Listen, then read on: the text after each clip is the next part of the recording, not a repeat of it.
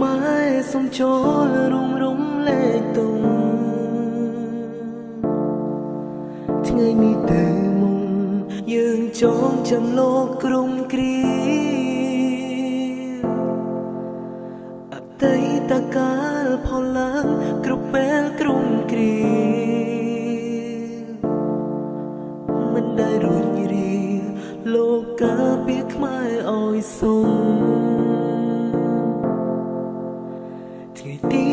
15ម៉ោង1កណ្ដាលអាត្រៀមដែលជាវេលាលោកលាចាឆ្ងាយទៅផងយើងសោកស្ដាយណាស់ថ្ងៃឡងចូលទីវង្គូនមិននឹងថ្ងៃណាបានឃើញមុខលោកទៀតទេ